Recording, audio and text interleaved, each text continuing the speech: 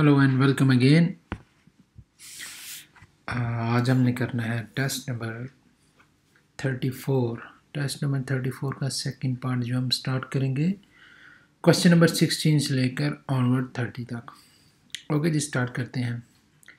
If you park your vehicle you must, कह रहा है कि अगर आपको अपनी व्हीकल को पार्क करना है तो आपको क्या करना चाहिए। Leave the first gear on down hill grade, के फर्स्ट गियर को लगा के गाड़ी जो स्लोप नीचे हुआ है उसको छोड़ना चाहिए।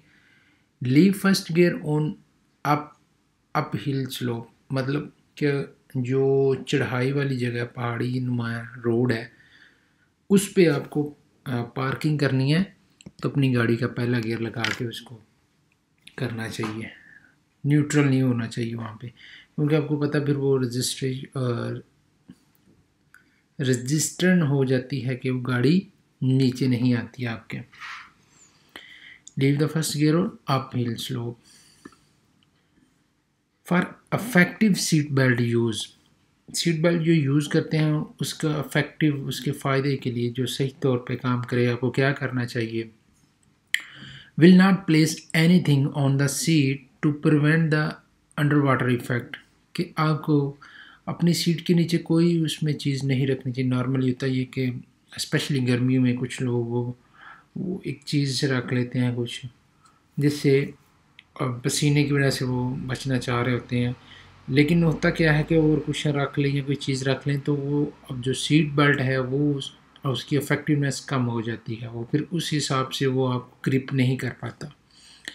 तो क्या करना चाहिए, आपको अच्छे यूज़ के लिए कोई चीज़ आपको नहीं रखनी चाहिए उसमें, ठीक है। In traffic accident involving motorcycle and moped, one of the main cause of mortality is, कह रहा है कि मोटरसाइकिल और मोपेड के जो एक्सीडेंट होते हैं उसमें एक जो मेन प्रॉब्लम है, मेन वजह जो है मोर्टेलिटी की, अमवात की, वो क्या है।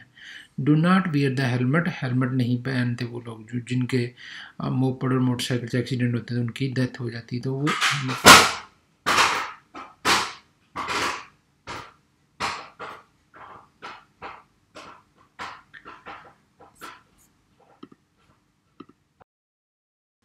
Question number 19, what does the green arrow on the lane traffic line light indicate, कह रहा है कि ये जो एरो है बना हुआ ग्रीन, ये क्या इंडिकेट कर रहा है आपको।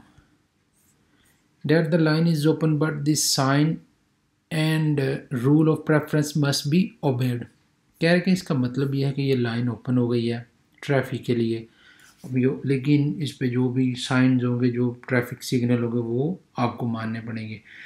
अब ये जो क्रॉस लगा हो इसका मतलब है जी कि इस तरफ से गाड़ियाँ नहीं आ सकती, ये दूसरी तरफ से आ रही हैं। ये स्पेशल उन्होंने लाइन बनाई हुई है जिसमें आप देख रहे हैं कि लाइट्स ऑन है, इसमें हमेशा लाइट्स ऑन के साथ ही गुजरना होता है, और इसके साथ इसमें ट्रेलर के साथ भी गुजर सकते हैं।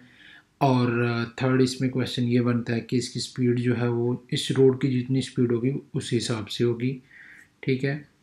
और ये सिर्फ उसी सूरत में अगर ट्रैफिक जाम हो जाए या इमरजेंसी की सूरत में इसको ऑन किया जाता है, ये स्पेशल लाइन को, ठीक है जी। The line is open but the sign and rule preference must be obeyed. In this dashed longitude line, what indicate a shorter separation of the strokes, कह रहा है कि ये जो आपको डिसकंटिन्यू लाइन नज़र आ रही है, अब इसका देख लें, इसकी नॉर्मल आपने कुछ जगहों पर देखा होगा कि वो उनमें जो गैप होता है, जो वक्फा होता है, वो थोड़ा ज़्यादा होता है और कुछ पे कम होता है। अब इस पे कम है और ये क्या इंडिकेट कर रही है, that the solid line next के आगे जो इसके आगे जाके एक सॉलिड लाइन आने में, सॉलिड लाइन मतलब कंटिन्यू लाइन आएगी पूरी, जिस पे आप ओवरटेक वगैरह नहीं कर सकते, लाइन चेंज नहीं कर सकते। इस पे डिसकंटिन्यू पे आप लाइन चेंज कर सकते हैं।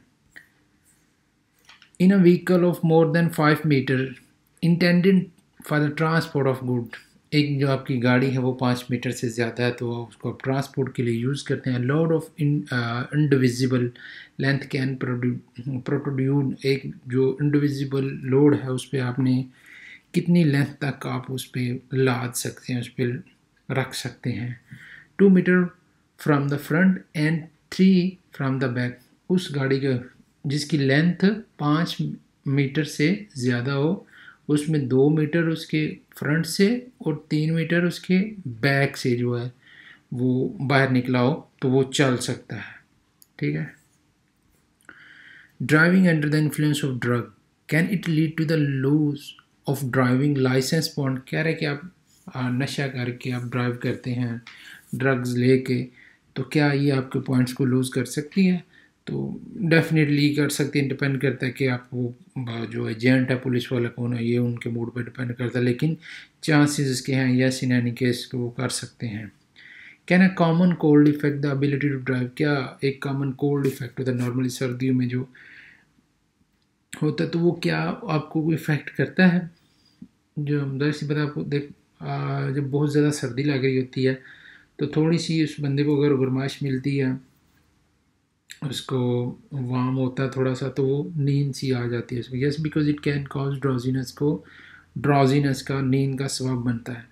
As a general rule signal are applied, general rule पे जो सिग्नल रोड सिग्नल होते हैं वो कहाँ पे अप्लाइड होते हैं? Are of the way on the right line across the width of the road, जो रोड की विड्थ होती है, ठीक है, उस जगह पे, मतलब वो सारे रोड पे, अब रोड से पार जो उसके किनारे से दूसरे तरफ वो सिग्नल अप्लाई नहीं होंगे, तो नॉर्मली उसकी जो विड्थ है उस पे होगा जो सिग्नल अप्लाई करने हैं आपने।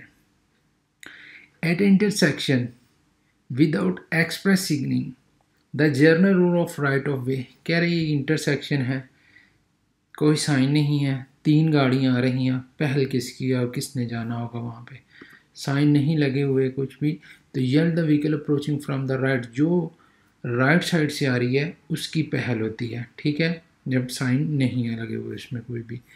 एज स्पीड इंक्रीज, अब स्पीड इंक्रीज कर सकते हैं, जब करते हैं तो क्या होता है, it is more difficult to control, obviously vehicle को कंट्रोल, गाड़ी को कंट्रोल करना मुश्किल होता है। What does this sign indicate, ये साइन क्या इंडिकेट कर रहा है? 2 लाइनें सीधे जा रही हैं और एक लाइन मुड़ रही है आगे से, फो कर रही है। अब इसमें ये भी होता है नॉर्मली तो भी इस तरह के साइन होते हैं कि आगे जाके जो आपकी लेफ़्ट लाइन है वो उसका सालिदा आ जाएगा, वो निकल जाएगी, या उसमें ये भी हो सकता है कि कोई रेस्ट हाउस वगैरह भी आगे आ सकता है। तो मीन दैट के फोक लेफ़्ट 3 लाइन, जो तीसरी लाइन है वो लेफ़्ट को जो है फोक कर रही है। Motorcycle without a side car, how many short range light must be install, एक मोटरसाइकिल है उसके साइड कार नहीं लगी हुई साथ में वो जो बैठने के लिए, तो उसको शॉर्ट रेंज लाइटें कितनी होनी चाहिए? 1 और 2 और अहेड, मोटरसाइकिल के आगे ही शॉर्ट रेंज लाइट होनी चाहिए, बैक की उसकी लाजमी नहीं होता है, ठीक है। What is the engine oil dip stick for, जो इंजन ऑयल डीप स्टिक होती है वो किस लिए यूज़ होती है? तो डेफिनेटली ऑयल का लेवल चेक करने के लिए यूज़ होती है, तो check the oil level. Refusing to take the breathalyser test, अगर आप रिफ्यूज़ करते हैं ब्रिथलाइजर टेस्ट को, एजेंट आपको कहते हैं कि जी इसमें आप फूंक मारें, मैंने आपको टेस्ट करना है, तो आप कहते हैं नहीं जी मैंने नहीं करना, मैं नहीं करना चाह रहा, तो in that case it is a crime punishable by the penal code, तो ये मूलतः आपको कर सकता है, सज़ा भी हो सकती है इसके ऊपर। ओके जी, thank you very much again. 30 हुए, पूरे 34 हो गए हमारे टेस्ट। तो इसमें कोई क्वेश्चन हो तो ज़रूर पूछिए कमेंट बॉक्स में, लाइक करें, शेयर करें, सब्सक्राइब करें और stay tune. Thank you very much.